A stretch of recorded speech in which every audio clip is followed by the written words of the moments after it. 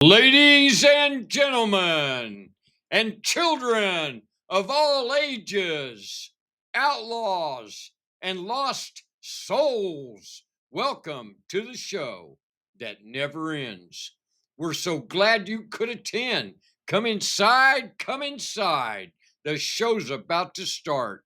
But be warned, to all who dare to enter, you can see the show, but you may never leave. Enter at your own risk. This is Audible. Talking Dog and the Mother Lode, Volume 1. Written by Carl D. Wiggins. Narrated by Buzz Blackburn.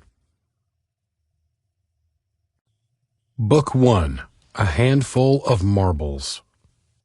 This book is dedicated to my mother, Ruth Ann Spillman, born May 24, 1940, died October 13, 1964. Forward.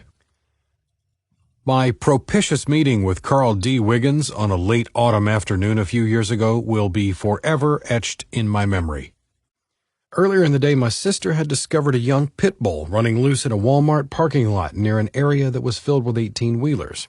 Being an avid animal lover, she was concerned the pup would be run over.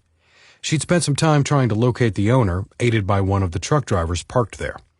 Unable to locate the owner, she left her contact information with the manager at Walmart, loaded the dog into her car, and took it home. A couple hours later, the manager called with news that the owner, a driver for Prime Incorporated, had been found. My sister talked to the dog's distraught owner, and they made arrangements for her to take the dog back to the parking lot where she'd found it. I accompanied her on the ride back into town. As my sister and I stepped out of her car in anticipation of returning the dog to its owner, the man who had earlier tried to help locate the owner, also a Prime driver, suddenly appeared with his camera and began taking pictures of the joyous reunion between the dog and its owner. It truly was a camera-worthy event. When we asked if he was a photographer, he said, "Yes, my name is Carl Wiggins, and I'm a writer, too." My sister replied, "Well, that's interesting. My sister here is an editor." At this announcement, Carl looked at me and said, "Wow, I've been looking for you." Then after a moment, he continued, "Well, I'm not really a writer. In fact, I haven't really had much education, but I'll promise you one thing, I can tell a story." With that, he asked me to follow him to his truck, where he climbed up into the driver's seat and bid me follow partway up the steps. I could see his laptop propped against the steering wheel. As I stood on the top step, hanging onto the door for support, he said, "Here, let me read you this story I'm working on." With that, he proceeded to read a portion of one of the stories that appears in this book. The truck slid to a stop, huffing, puffing, choking, hiccuping, coughing, and gasping like a chain-smoking emphysema patient. As the truck began to appear from the cloud of dust, we watched it shimmy and shudder like a big red dog shaking water from its coat. It eyed us suspiciously as it danced a death jig to the violent rod knocks and backfires. I was mesmerized. I remember thinking, "Wow, that is really good. I wonder where he found it." "Sorry, Carl, but at that time, after you'd told me you'd been a high school dropout, I couldn't help but wonder if it had been plagiarized." We exchanged email addresses, and I invited him to send me some of his stories. He did. And any questions I may have had about him being the real author immediately vanished. I knew that, as he likes to say, he is the real deal. Thus began our journey together as author and editor. Over the years, that has morphed into friendship and respect. Carl's stories are of his journey through life, beginning with some of his earliest memories in this book. They range from poignant to heart-wrenching to painfully honest, often filled with contagious humor, and always with such vivid descriptions the reader has no problem feeling the scene. This book, the first of a series, covers the time from his earliest memories to his late teenage years. Future books will progress through Carl's various experiences, including rocky, dramatic, sometimes hair-raising, but always entertaining stages of his life, culminating with his survival, overcoming long odds, ending with some of his life's successes, and the final book of the series. By the time you finish reading this book, you will eagerly look forward to the continuation of his life's saga, and you will agree with me that Carl D. Wiggins is a writer and storyteller par excellence. Joe Massey Johnson, editor. Introduction. I really admire Jack's acting skills, and nobody does intense better than Jack Nicholson. The film A Few Good Men climaxes during a courtroom scene where Tom Cruise, playing the part of a young military prosecutor, has finally gotten to the salty old colonel with his intense questioning about whether or not the colonel had ordered a code red. The prosecution demands the truth, and finally the old colonel cannot take it anymore. He stands up in the witness box and explodes, delivering the famous line, "The truth? You want the truth? You can't handle the truth." Well, that is my question to you, the reader. Do you want the truth? Can you handle the truth? If you hesitate in answering, then this is not the book for you. Because over the course of this series, I am going to smash you right in the fucking face with fists full of truth and shower you with confetti of lies, defeats, successes, failures, sticky, funny, clean, nasty, filthy, survival, violence, hope, sex, drug-crazed dysfunction, peace, mental illness, life, death, dreams, depression, rainbows, suicide, love, hate, incarceration, masturbation, moral, immoral, satirical drag queens, crime scenes, midgets, mushrooms, maniacs, UFOs, truck stop hoes, and road stories that are going to kick your ass. I shit you not. This storytelling buffet, this smorgasbord of smash-mouth story sandwiches will make Fear and Loathing in Las Vegas look like a slice of dry white bread lying on a cheap white paper plate. Prologue. In the beginning there was light. That light was love. That love was my mother. If memories of my mother were marbles, then all of mine could be held in the palm of a small child's hand. Like an aged black and white snapshot in the family album, I see a small child. He is bundled, stuffed, and puffed like a starfish into his winter clothes. His dark eyes stare back at me from under the hood of his coat. His arms stick out from his sides, his hands bound in mittens, his short legs are planted in black rubber boots. The black and white memory of leaving California and his mother behind on a long train ride to Kansas are frozen in his eyes. Years later, now a teenager, I smoked and thought about my father. My feelings were a mixture of anger, hatred, confusion, and sadness. I smoked and reflected on why I'd left home in the first place. The sound of a straining diesel motor brought me back from the memory of how I'd ended up there on the side of the road. I raised my arm and stuck my thumb out. Thus began my journey toward manhood. Chapter 1. In the Beginning. For some reason, I remember the ride from California as a train ride, but it may have been a bus. I was picked up and taken to my Uncle Ray's house, where my cousins, Maggie and Gloria, walked me down the crunchy, white snow-covered path and into the warmth of Grandma's house. My cousins fawned over me and delighted in my telling a story about jelly spiders from an Edgar Allan Poe movie I had just seen. This grainy, scratched black and white memory is all I have left from that night. Winter faded to spring, and the ringing sleigh bells from the horse-drawn ice cream wagon brought the long, hot days of summer, where we bought popsicles, played and stomped around in mud puddles, and caught tadpoles. In the fall, I was enrolled and started kindergarten and learned to ride a bike. Freeze frame. I'm standing behind my grandpa Otis, both of us eating the forbidden red-hot candies he kept hidden in the bookcase right behind the Encyclopedia Britannica. Grandpa was a diabetic. Grandma would have thrown a fit if she'd caught us sneaking the candy, but we were sweet co-conspirators and kept our secret hidden very well. I would stand behind him on the couch as we ate the Red Hots and comb his hair with an old tortoiseshell hairbrush while we watched the Lawrence Welk show. One thing I will never forget about living at my grandpa's house was the smell of his pancakes. Grandpa's pancakes were about an inch thick and as big around as the black cast iron skillet he cooked them in, and he served them smeared with butter and Smucker's grape jam. I remember coming home from school one day to find a gift-wrapped present from my mom. I remember begging and crying to open it, but I was told I couldn't open it until after dinner. I cried my eyes out until dinner time, and then could only choke down a few mouthfuls in between stuttering sobs. Finally, I was allowed to open the present. I tore off the wrapping paper and, Oh my God, it was an army set. There was an army machine gun and a camouflage army poncho and an army helmet with plastic camouflage sticking out the top and a plastic canteen on a belt. I loved playing army more than anything in the whole world, and I would stalk through Grandpa's orchard fighting the Japs. My cousins and I often played army using my grandpa's old Diamond T truck as our command vehicle. I even had a winter coat that kind of looked like an army jacket. Years later, my Aunt Barbara told me that I'd sneak it out of the house and wear it even on hot summer days. One day that summer, after the end of the school year, my mother showed up. It was the happiest day of my life. I remember waking up with her on the couch the next morning. I remember getting up and going to the kitchen to look on the table because every morning my Uncle Elwood would leave a Liberty Head dime for me. I would take the dime and run up the path to my Uncle Ray's mechanic's garage and buy a bottle of pop. I can still smell Gojo hand cleaner and grease and hear the static crackle of his ham radio as he worked on cars. Uncle Ray would always greet me with a, "Hey, Carl Duwan," which was a play on my middle name, Dwayne. The other memory I have of my mother being there was of my dad chasing her with the garden hose and spraying her until she escaped into the house. The next memory I have is of living in a small gray house in North Lawrence, Kansas.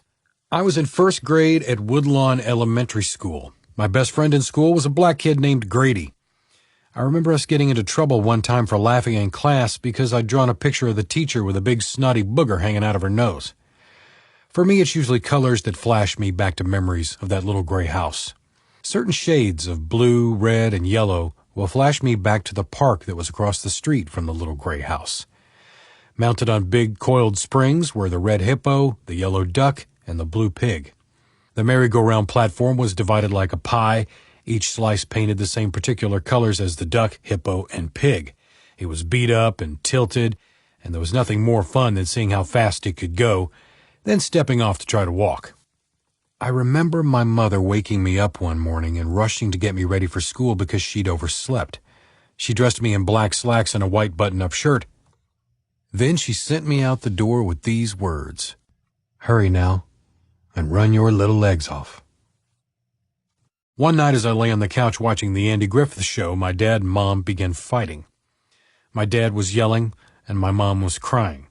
At some point, my dad called me in the bedroom and asked me, "Who do you want to stay with, me or your mom?" I answered, "Both." I remember very clearly the room was in disarray. The bottom drawer had been removed from the dresser, and lying on the floor under where the bottom drawer was supposed to be was a rifle. The next thing I remember is being in a car in the driveway with my brother and an old cat we had adopted. The cat's name was Balls because, well, he had great big balls. Memories flicker and stutter as I remember our mother calling us to come in from the car. She stood in the doorway, backlit by the kitchen light, one hand holding the screen door open. Her hair was wild, and she was wearing a quilted shabby housecoat that she held together with the other hand. I remember walking towards her, climbing the steps, and walking into the kitchen. It was trashed. Clothes and newspaper pages and other garbage were strewn about. I remember one thing in particular, the big Hi-C orange drink can on the floor amongst the trash. After that memory of walking into the kitchen that night, I have nothing of my mother. It's a total blackout. The next thing I remember was living at my Uncle Jim and Aunt Barbara's house with their 6 children. I do not have any memories of trauma or feelings of loss or anything. Life went on as if nothing had ever happened. I don't even remember knowing my mother had died. No one said a fucking word to me about her death, or gave me any little memento or anything. No pictures, nothing. It was like she'd never existed. Later, as I grew older, I used to wonder what had happened to her stuff. Everyone has stuff. Like she must have had earrings, or rings, or bracelets, a watch, clothes, a scarf, something. But there was nothing. Over the years, I'd hear rumors and whispers about the mysterious circumstances surrounding my mother's death. I heard all kinds of stories over the years. The worst was what I heard from a cousin recently. We all knew your dad killed her. Well, that's fucking great. But no one said shit to me about this as I was growing up. 52 years later, I don't know any more now than I did then, and that is fucking sad. My mother's name, let alone anything about her or her family, were never spoken in our house. I was in my late 40s before I became reacquainted with the daughter of my dad's brother, who became my favorite cousin. Because she was so much older than me, I called her Aunt Jane. In my effort to collect information, I once asked her, did I even know my mom had died? Aunt Jane said, oh yes, honey, you knew. She went on to explain that after the funeral that we 3 children were denied attending, the relatives who attended had come home only to find that I was missing.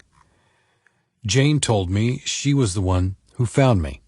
She'd found me out behind my grandpa's oat barn, sitting on his old tractor. Jane said, Carl Dwayne, when I saw you sitting up there, you had the biggest, saddest blue eyes I'd ever seen. Aunt Jane eventually uncovered a few treasures that had been hidden in relatives' attics for over 40 years.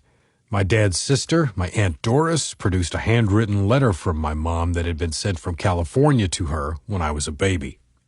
There was also some kind of cloth Marine Corps memento that my dad had sent to my mom while he was stationed in Cuba, and a pair of earrings she was supposed to have been wearing when she was buried.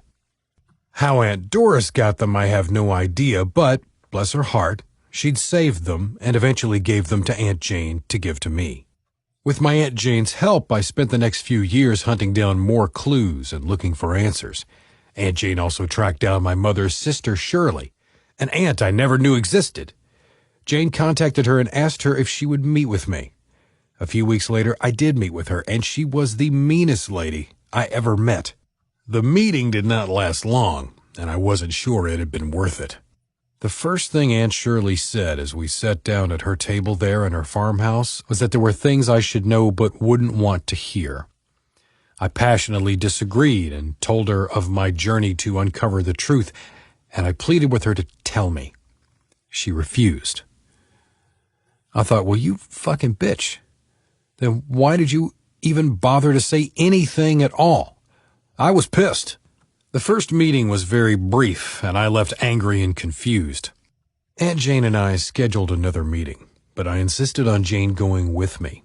This meeting went better, and Shirley warmed up to me a little.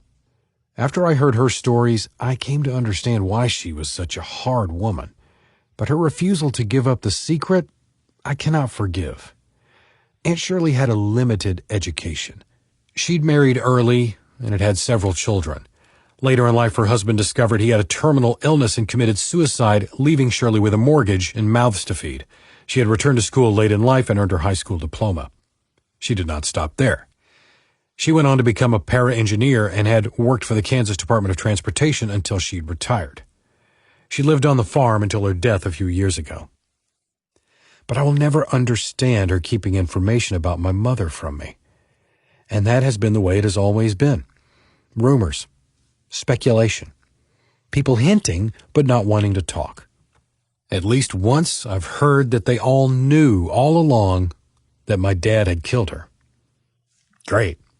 But we children, her children, were denied the entire grieving process, robbed of any participation in the funeral, and everything she was, everything she had owned, every detail of her life, what her favorite color was, or what her dreams were, or what foods she liked best, were swept up like so much trash and thrown into the river, along with the rifle she was shot with. The story goes like this. During a heated argument, my mother stormed out of the house with the rifle and went behind the car and shot herself in the stomach, where my father found her some time after. My father had then called an ambulance, and my mom was rushed to the hospital. He'd followed shortly after, but not before he stopped and threw the gun into the Kansas River from the bridge. Why he did that is still a mystery, but throwing the gun into the river just screams guilty to me. From all accounts, my mother survived for 3 days in ICU. Going through therapy after I was released from prison, my shrink took me to Lawrence, Kansas, and we secured her death certificate and a short article from the Lawrence Journal World about the shooting. I did note that the article stated that she died from gunshot wounds, plural, to the stomach. My mother died in ICU when the nurse had stepped out. While the nurse was out, my mother threw up, started choking, and went into cardiac arrest. They could not save her. They could not save us, her children, either. We were left to navigate this journey without her support. To this day, I am lost. When I was 14 years old, my father and I were at a park. It was one of the many times he and my stepmother were battling. He asked if I had any questions about my mother or her death. Honestly, I cannot remember if I asked any questions at all, but probably not, because I was terrified of my father. Just before his death in 2009, I tried to broach the subject again. He said, "I gave you your chance to ask questions that day in the park." I replied, "Yes, but I was 14 then. Now I am 48 years old and my questions are different." I also thought to myself, "And I'm not fucking scared of you anymore." But he refused to talk. And now anyone who's ever touched my mother's life has died, including Aunt Shirley. The door is closed. All I have is all that I will ever get. Over the years, I've secured a few photos, a letter, and a pair of earrings, and that's it. I feel so much anger about how we children were denied awareness, but I have learned to live with it, sometimes surviving only by self-medicating with drugs and alcohol. That poor sharecropper's daughter, my mother, Ruth Ann Spillman, was in the end to receive the final injustice by being buried next to her father, Arthur Spillman. I've secured from my sister the legal court documents charging my mother's father with rape and having carnal knowledge of his 11-year-old daughter. In the transcripts, I read that he had also violated her other sisters, but they'd refused to testify against him. So Arthur Spillman had pleaded not guilty. My mother, according to the transcripts, showed her Jane Wayne grit by being the only one willing to testify against him. Upon learning of my mother's willingness to testify, Arthur Spillman changed his plea to guilty and was sentenced to 1 to 15 years in the Kansas State Penitentiary. Arthur Spillman served a mere 5 years and was released. My father told me he was welcomed home like a conquering war hero. Being buried next to him was the final indignity to her life. My mother had been married to another man at the age of 14 years old and then was divorced. She then married my father and bore 3 children. She was dead at 24 years of age and then buried next to the father who had raped her. There was no justice for her. My mother loved us. She never would have committed suicide. I still have lots of questions that will never have answers. This is all the information and memories I have of my mother at this time, except for one great piece of evidence that proves she lived and that she was a beautiful woman full of life. I'd heard rumors that my Aunt Betty had some 8mm film in which my mother appeared. I dogged this trail for over a year. I was again met with resistance, which included hearing one cousin who reportedly had the original footage had said with exasperation, "What the hell does he want that film for?" I guess they just didn't get it. I did not give up. Finally, a year later, I tracked it down with the help of a second cousin. She acquired the film and took it to a lab and had a master DVD produced and then burned copies for me. It has no sound, but my mother briefly appears 3 times. In one moment, she was caught walking down the stairs of my grandma and grandpa's house wearing a full skirt and a nice sweater and a beautiful smile. Walking over to my father, she faces him and reaches up to straighten the collar of his Levi jacket. I could see she was elegant and beautiful and that by her attention to him, she loved my dad. I've watched the clip many times. I've freeze-framed it and played it in slow motion over and over. I dedicate this effort and my life to the memory of my mother, and this book to give hope to others. Ruth Ann Spillman, 1940 to 1964.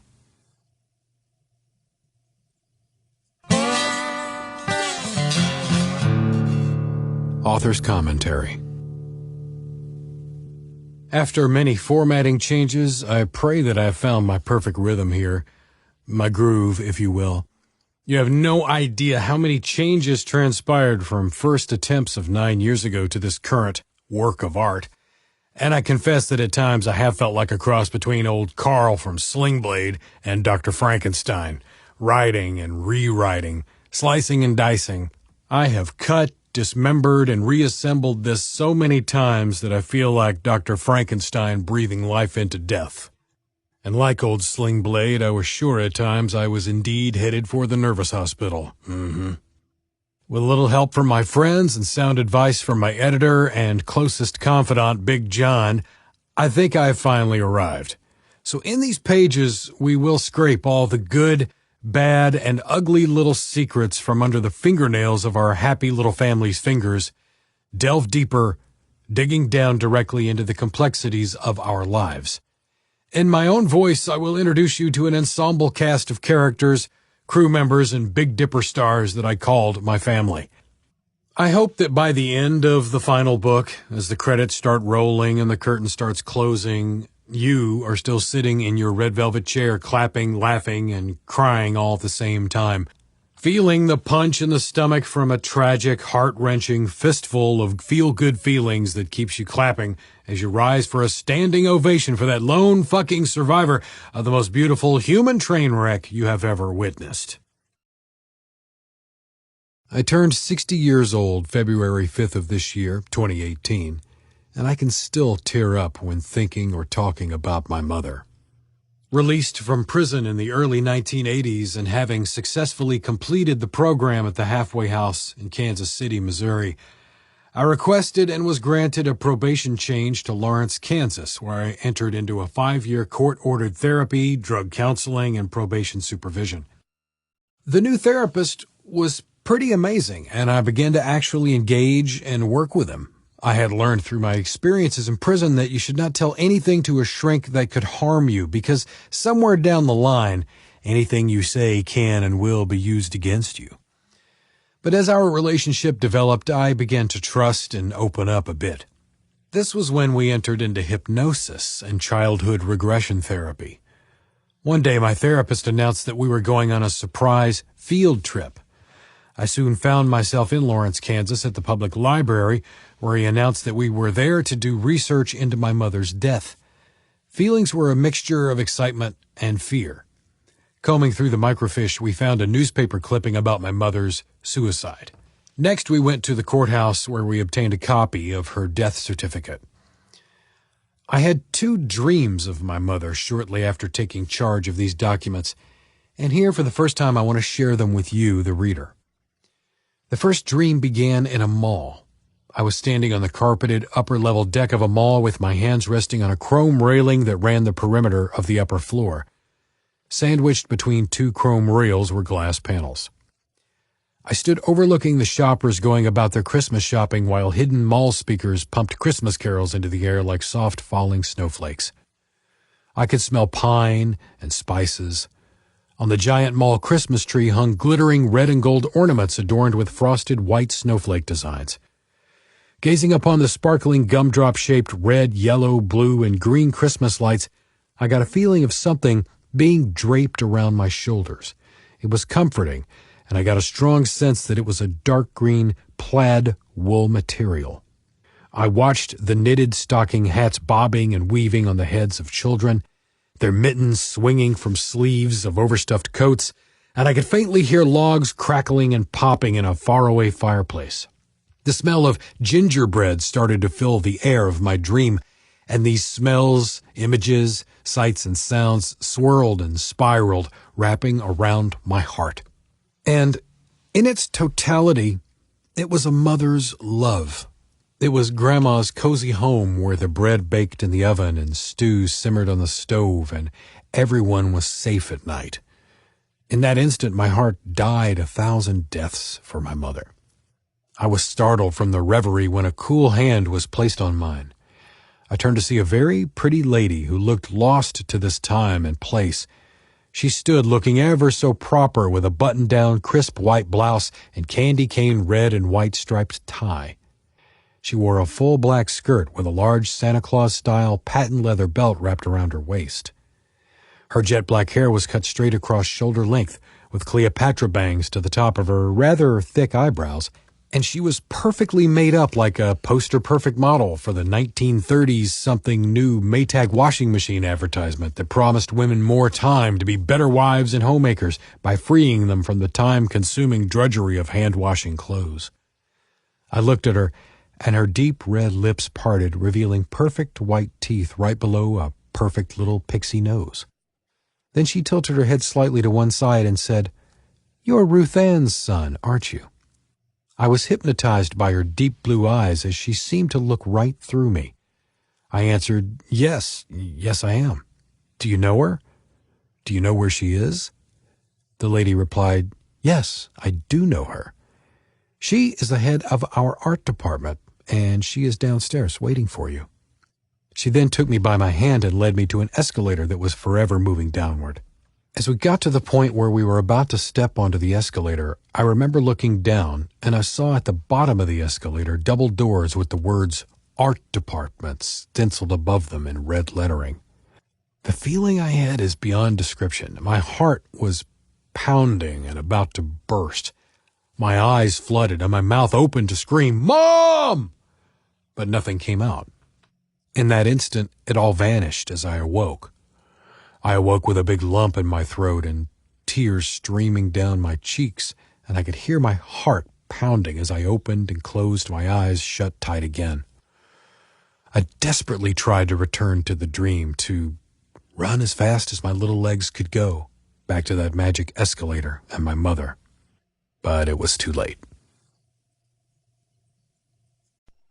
Chapter 2. Maple Lane. I remember my father showing up to my grandma's house one day and taking me to a scary place way out in the country. This is where I met my replacement mother, Helen, and her two sons, Rodney and Donnie. Rodney was 1 year older and Donnie was 1 year younger than me. As a child, I was terrified of their entire family, the general living conditions and lifestyle of these people. There was Grandpa Charles Monkey Bryant, Grandma Millie, and Helen's brothers Chuck, Clifford, Wade, and sisters Dolores, Bertie, and Sue. They were very superstitious people. I remember going there was a dark, scary experience. Often they all sat around the table talking of spirits and ghosts. There was no indoor plumbing, and water had to be hauled from the well. When you were in need of a bathroom, you had to make a dash for the outhouse. There was always the smell of smoke from the wood stove on cold days, and the smell of hay and cow shit when you were outside. And to spark the terror of a young imagination such as mine, there was the story of the farmhand that had died in the barn when a bunch of hay bales fell on him. His name was Knip, and their talk of his ghost roaming the farm at night scared the shit out of me. I was a city boy, a sheep amongst wolves, and my new cousins were rough and tumble scrappers.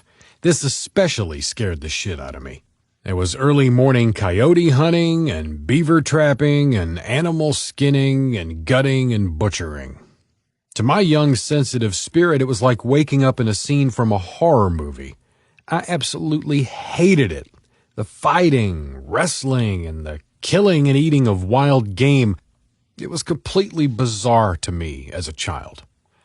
I was treated well enough, though, by Grandma Millie, and in general, I was accepted by the tribe. These aforementioned experiences were thrust upon a 6-year-old boy already traumatized by the sudden and recent loss of his mother. It was vivid, it was visceral, and stayed with me through my lifetime. These memories were only those of a small child in a foreign land. I respect and admire the Bryants. I cannot begin to tell you how surprised I was to find that the cousins I was closest to, like Dwayne, with whom I am closer to and know best, went on to become a U.S. Army veteran, certified diver, an accomplished shooter and hunter, a gourmet cook, a CDL holder, and pilot. Charles Hale went on to become a hard-riding Harley man and truck driver, known to me all my life as Charlie Brown. Unfortunately, he died in the early morning fog while riding his hog. R.I.P. Charlie Brown. Jeff, Charlie Brown's brother, went on to become an engineer for the railroad and then became a safety director of a major trucking company. He is also an accomplished archer and very active outdoor enthusiast. Natalie, Jeff and Charlie's sister, became the head of the Lawrence, Kansas HUD office. Their brother Dwight became a truck driver. David is a tree trimmer. Carla became a great mother and homemaker. Currently, I do not know what Charlie Brown's sister Kathy does. I look at all these memories and those experiences now through a much clearer lens. I've become reacquainted with all these cousins after more than 30 years due to the power of Facebook, and they've even treated me more like family than my own blood family. With all due respect, I say I am humbled to be called family by these fine people.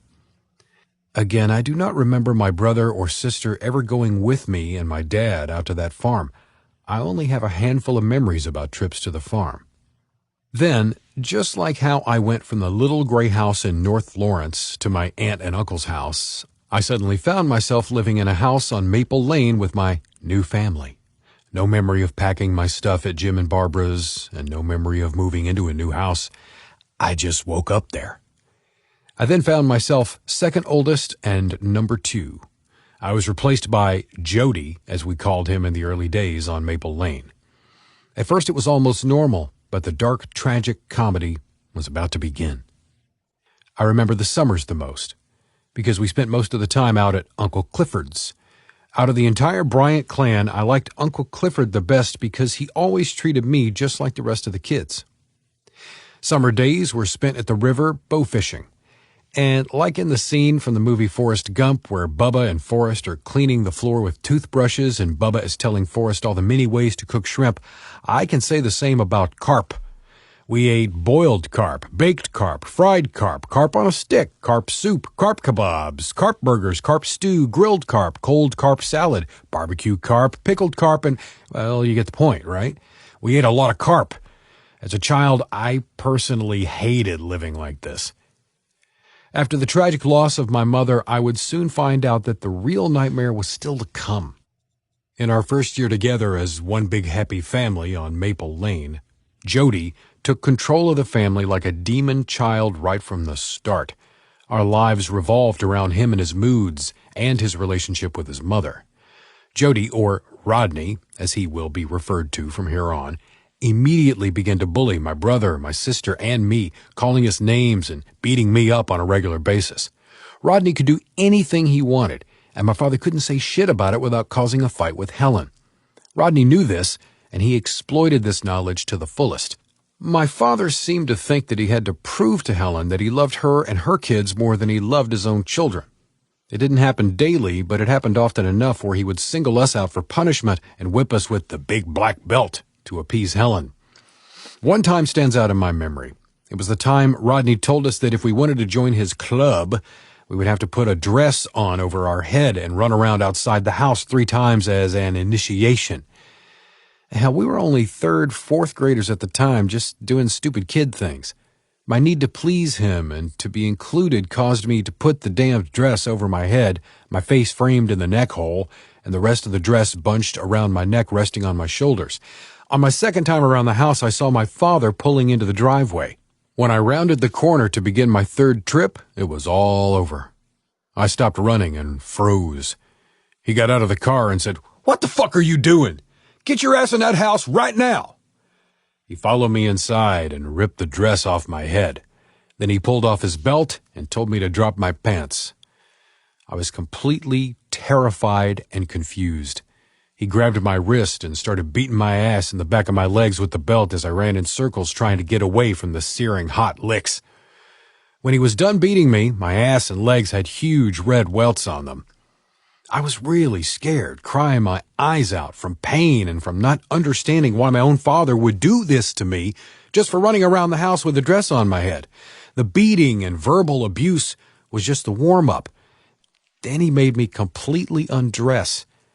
Standing there, buck naked, he made me put the dress on. He then ordered me to walk outside to the mailbox and back while he shouted homosexual comments like, "Do you want to be a girl and wear dresses? Are you fucking queer?" I walked, sobbing with stuttering intakes of breath, hot tears running down my cheeks while my brothers and other kids who were playing outside watched me. I walked with my ass and legs exposed all the way to the street and back. This completely broke me. Rodney, of course, was not punished. As the years rolled on, and as Rodney grew older, he grew bolder and got into more and more trouble. As our parents fought more and more about Rodney, we just learned to live with crashing coffee tables, breaking dishes, ripping clothes, hair pulling, and violence. It seemed the screaming would never stop. Rodney lived in the eye of the storm and did whatever he wanted, protected behind his mother and our closed doors. One of the last memories of my father's violence on Maple Lane was of my brothers and me walking up to my grandma's house on a Saturday afternoon. Back then it was a dirt road.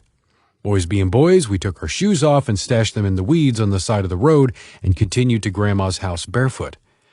Later that Saturday night, our father called us together to inspect our clothes for going to church, which only we kids attended.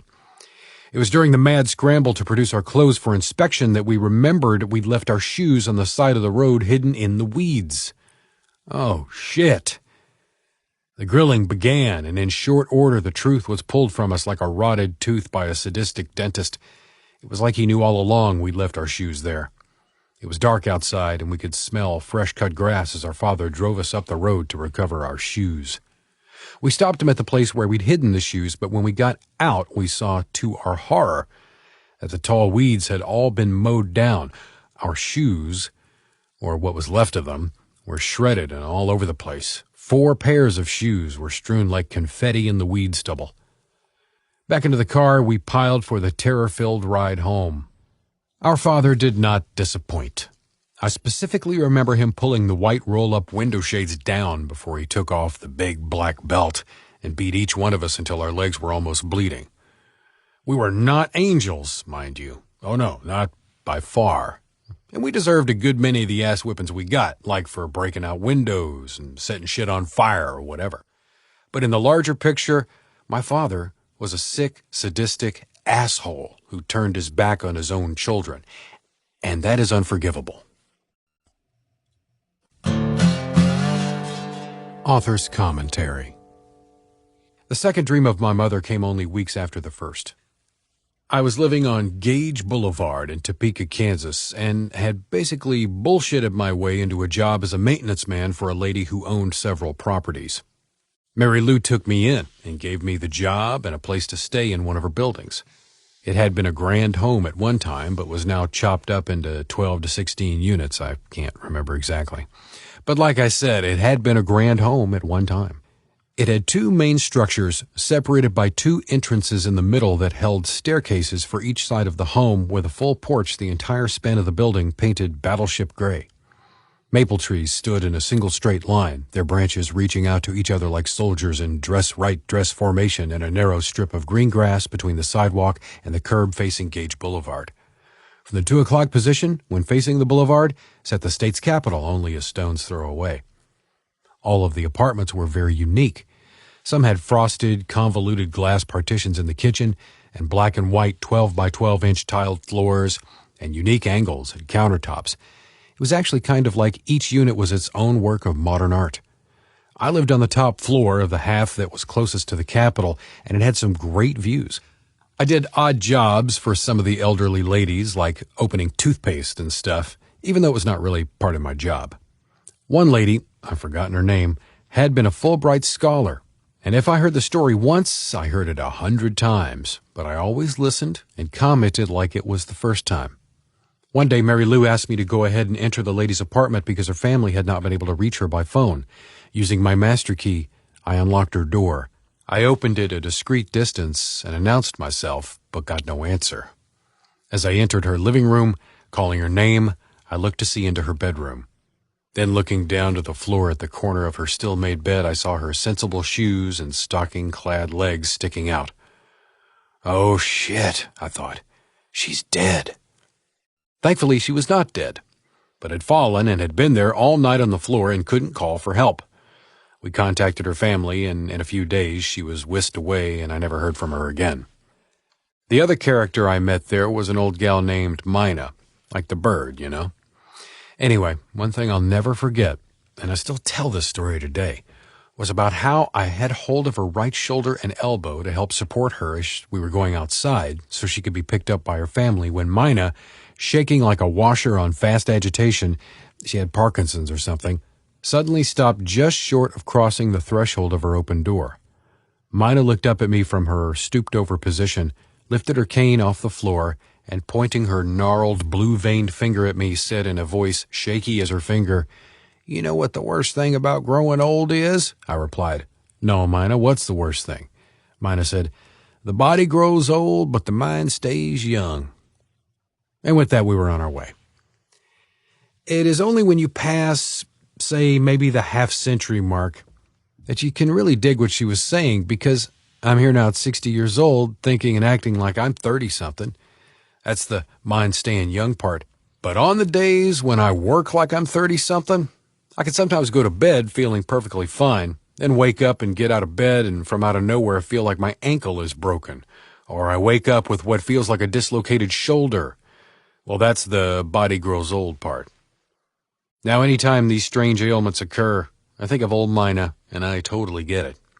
So this is where I met one of the other residents named Brett Lazonsky. Brett was nothing like me or the other guys I hung out with. He was responsible and held a job and looked at home in a suit or a white shirt and tie. All my other friends were convicts, hoods, and drug dealers for the most part. Brent worked for a carpet cleaning business, and one day he introduced me to a guy named Steve Blake. As I was growing up, I was fascinated with martial arts and the series Kung Fu, starring David Carradine. I watched that series religiously and dreamed at night of becoming a Shaolin monk. I dabbled in martial arts over the years, but in reality, I was still a wannabe until I met Steve.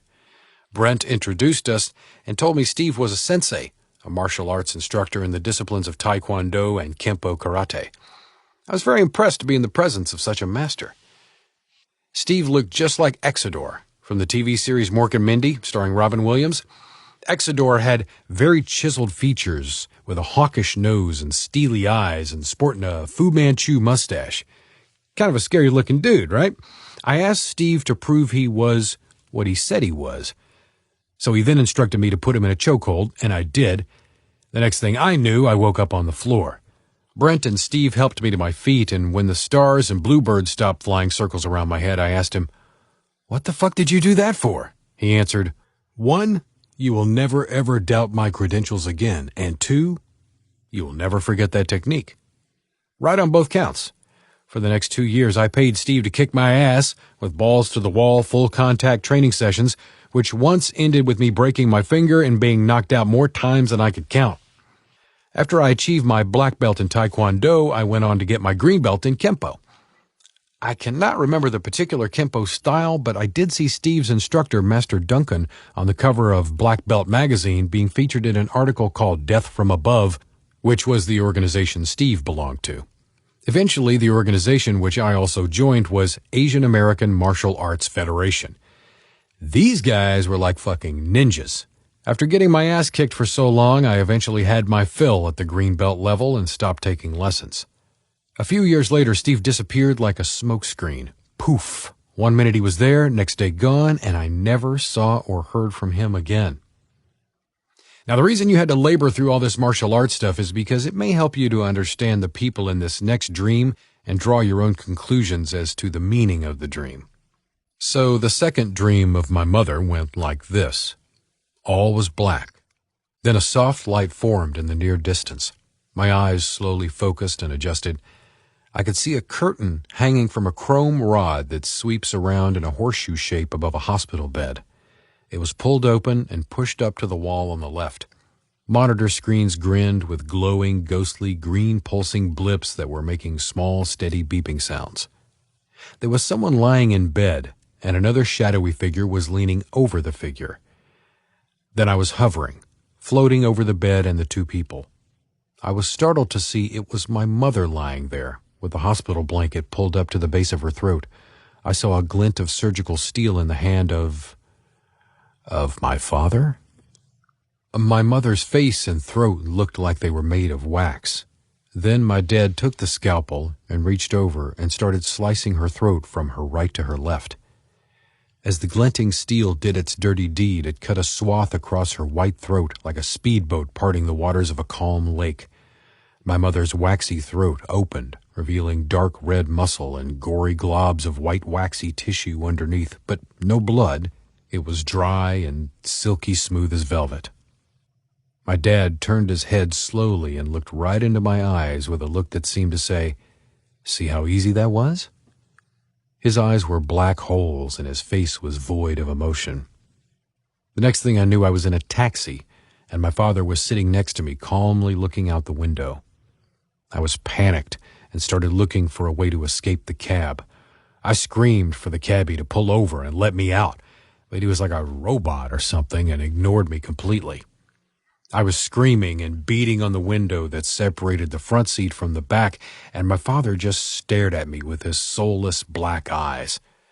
Then his image flickered into flames, and I saw a horned devil standing, burning, with his pitchfork in hand. Then it was gone in an instant.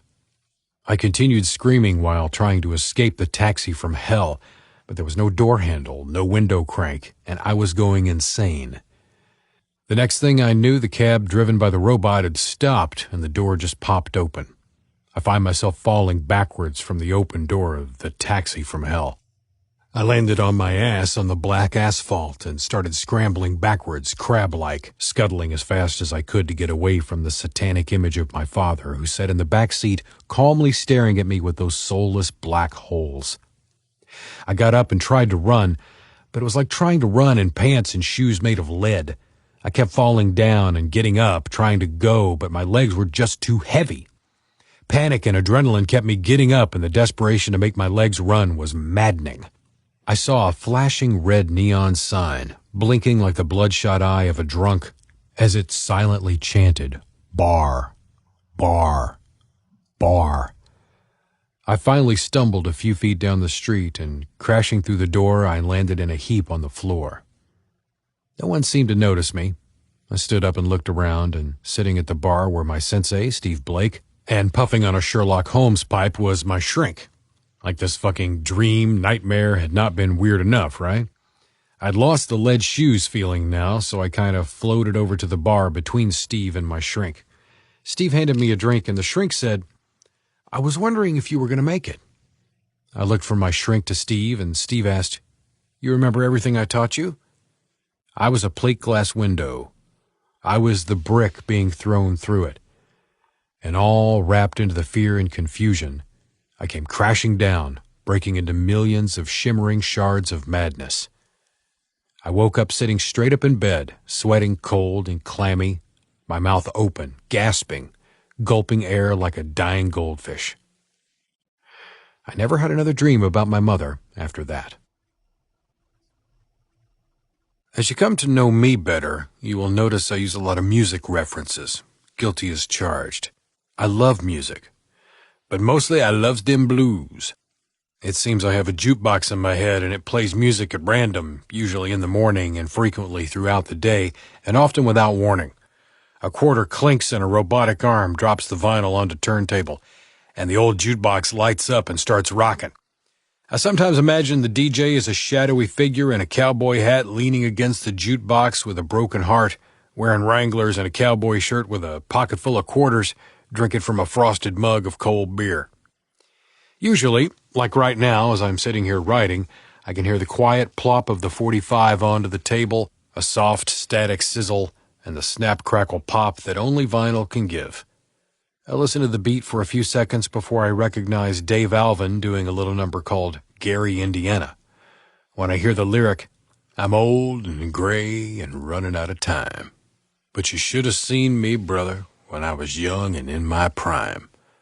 The meaning, the understanding of that line, hits me like a brick thrown through a window. I cross into Pennsylvania, still listening to the song playing in my head as I exit into a rest area for a break and a chance to write a few more lines. I park the beast and lean into my captain's chair to relax. I close my eyes. In the mirror of my mind, I look down the long road of my life. I think about my dad and the millions of miles I have traveled in this old truck of mine. In the blink of an eye, the young man is gone, and I am, like the song says, old and gray and running out of time. I finish my break and fire up my beast. I exit the rest area as the tick-tock of the clock reminds me not to be late. I finally arrive at the shipper and get my chores done. I spend some time writing and go to bed. I get up with the sun and brew my coffee and have a smoke. I check out, happy to leave behind the smelly, dusty meat processing plant in Hazleton, Pennsylvania. It's about 11:30 in the morning, and I'll be 600 miles and a long way from nowhere when the day is done. High noon, the cowboy drops another quarter and Bob Seger spins on the turntable. The song Against the Wind works its magic on me. Man, do I feel it when I hear the lyric. I'm older now, but still running against the wind. Again, I think of my father. I am overcome with loneliness and sadness. I flash back to my childhood and visions of him sitting in an old white Pontiac with 5 children, homeless and broke, in a parking lot in California. Rolling down the highway, I look around and realize that this is my idea of a beautiful day. It's a cool 57 degrees, and the dapple gray clouds blend with the fine mist that shrouds the rolling green hills like a mink stole draped across an elegant lady's perfumed shoulders. Trees stand with their branches covered in flaming colors of burnt orange and deeper shades of crisp apple red. They stand stretching, reaching out and up into the sky and through the veil, in silent, shivering surrender to the coming of winter. I see a white horse, spirited, trotting, pulling a black carriage with a lone dark figure inside. This is Pennsylvania Amish country. My big black Peterbilt moves past the wet black road that carries the beast and its burden. And like the misty countryside, I leave the white horse and solitary man and the mile markers behind. You know, it seems like the faster things go, the less time we have. I don't know about you, but I can't imagine having enough time to take a horse to get anywhere, let alone grow and preserve my own food and make my own clothes. I admire the Amish for their old-fashioned ways of life, and I wish I could live as simply as they, but I am way too addicted to my machines and instant get-it-now lifestyle. It sucks to know that most of us have sold out to crappy fast food, crappy slow service, and products that are designed to fail. I think about this as I downshift and begin crawling up the mountain in the granny lane. My thoughts merge with the loneliness of the day. The light is fading. Headlights sparkle and flow snake-like down the mountain in the eastbound lanes. My ears pop as I climb higher, headed west on the Pennsylvania Turnpike. Cold raindrops splatter on the windshield, catching fire in the glancing headlights of the eastbound traffic. Nature, in its perfect balance of intricate complexities, crashes head-on with man-made mechanical devices. Hard metal rides on rubber, on asphalt, and without emotion or apology, the wiper arm wipes away the tears of Mother Nature, and man and machine crash through the night going nowhere fast. I turn on the radio and the Beatles are singing about all the lonely people and asking, where do they all come from? I am transported back in time to this little gem of a story that I've kept secret all these years, deep in my pocket like a perfect little pearl. Chapter 3. The Loneliest Sound in the World. The rusted, crusted slice of white bread Pontiac rocket ship blasted off, carrying 7 souls and all their worldly possessions on 4 of the baldest, mismatched tires you've ever seen. The poor beast had no heater when it blasted off from Lawrence, Kansas on one brass monkey ball-freezing morning in the winter of 1966. The beast's exhaust churned out a cylindrical exhaust plume that hung suspended above the road in the frigid air like a long, perfect, vaporous Dairy Queen vanilla blue ice cream swirl. Burning on the dash was a shrine of 20 or more candles, their little flames flickering and wavering, teasing the frosty windshield with promises of heat. My dad called this a poor man's defroster, and I didn't know if it was because both the defroster and my dad were broke, or because defrosting the windshield with the candles was a poor idea. California was calling my father's name with promise of warm sunshine and greener pastures. He was a slave to the calling and couldn't resist the temptation. My dad was a seeker and a treasure hunter with a heart of pure gypsy gold. So into the beast we went, and away we rolled with all 5 of us kids wrapped up in blankets in the back seat like little burritos. The plains of Kansas drifted by, dotted with windmills. Oklahoma and Texas melded into exotic New Mexico. A day later, late into the afternoon, we were deep into New Mexico when my dad stopped at an